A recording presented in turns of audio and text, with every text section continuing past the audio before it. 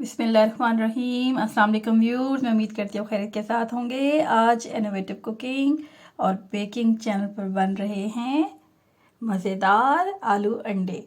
तो बरसात की मज़ेदार डिश है। तो चलिए हम शुरू करते हैं आज की रेसिपी रब्बे करीम के बाबरकत नाम से। बिस्मिल्लाहिर्रहमानिर्रहीम।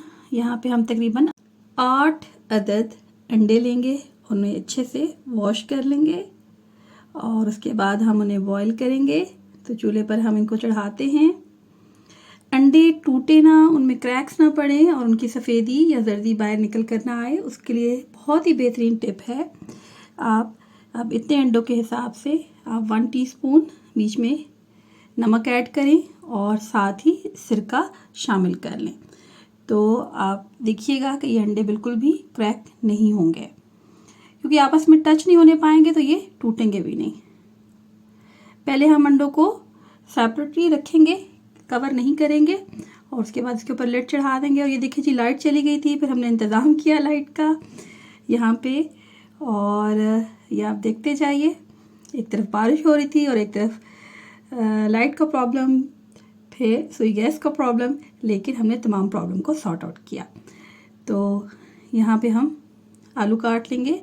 तकरीबन 5 अदद आलू लिए हैं, उनको हमने एक रफ़ शेप में, जैसे आप इस तरह से काटे, बिल्कुल क्यूब की शक्ल में मत काटे, ये इस तरह से खूबसूरत लगते हैं।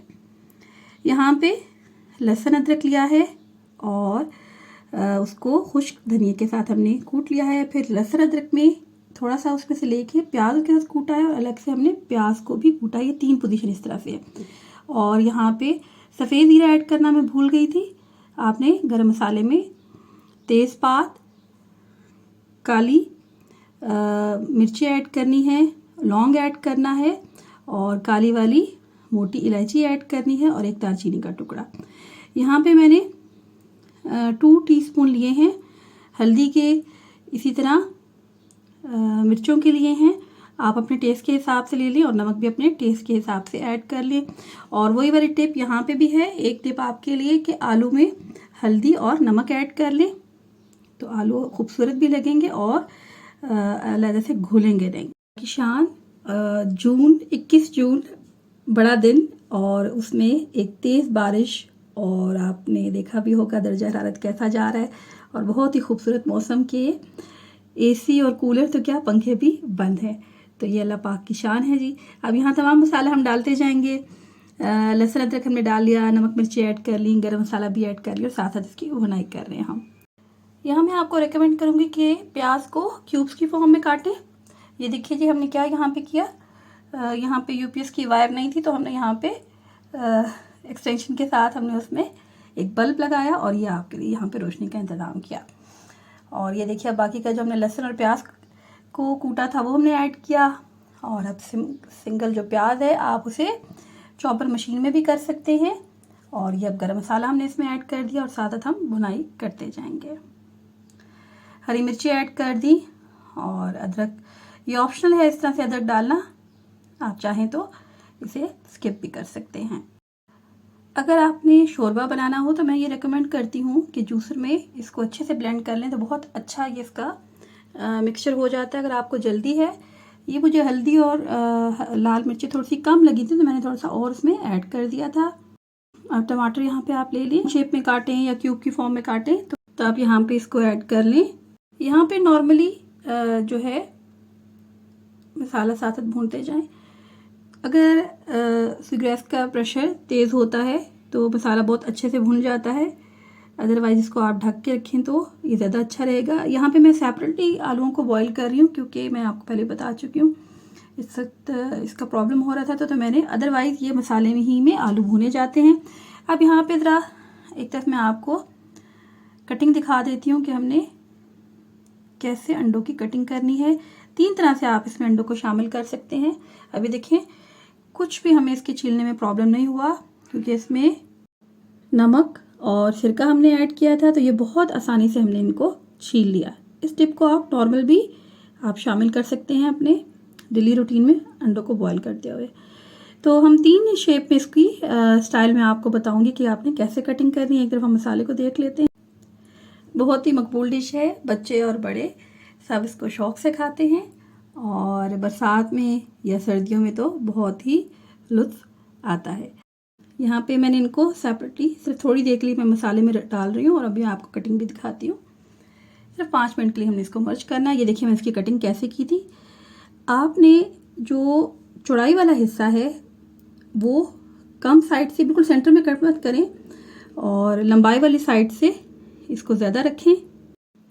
तो जहाँ पे गोलाई का चौड़ा हिस्सा है वहाँ से आप इसको थोड़ा कम कट करें, उधर से ज़्यादा करें तो आपकी जर्दी ख़राब नहीं होगी। और एक आपने सर की तरफ से भी आप लंबाई जैसे आँख की शेप होती है उस तरह से इसकी कटिंग करें। और दूसरा आप बिल्कुल आप प्लेन इसको रख सकते हैं, लेकिन उसमें आपने किसी भी कांटा चम्मच के साथ उसको छोटे छोटे पिंच लगाने हैं ताकि मसाला उसके अंदर जज्ब अच्छे से उसमें जज्ब हो जाए। तो इस तरह हम 3 तरह से इनको रखते हैं। मैं नॉर्मली सेंटर से जो कट मैंने आपको तरीका बताया है उस तरह से इसको इस्तेमाल करती हूँ। तो वैसे इसमें आलू हम करते हैं, उनकी थोड़ी सी भुनाई करते हैं और फिर थोड़ा पानी डाल के उसको शोरबा बनाते हैं और फिर उसको ड्राई होने देते हैं जब तक वो आलू थोड़े नॉर्मल हो जाए। फिर मैं यहाँ पे ये ऐड करती हूँ। उससे पहले मैं अंडों को इस तरह से निकाल लेती हूँ। थोड़ा सा ये देखिए ये साबुत वाला अंडा है और इसके बाद आलू ऐड करती हूँ। लेकिन मैंने यहाँ पे आपको बताया है कि ये देखिए आप देख सकते हैं कि बहुत ही धीमी आंच है, तो इसलिए मैंने यहाँ पे अभी आलू ऐड नहीं किए थे। उनको सिंपल अलग से उसका पानी हम थ्रो नहीं करेंगे, उसमें मैंने ऑयल डाला और हल्दी और नमक डाला और उसको ये एक तरफ से मैंने इसे बॉईल कर रही हूँ।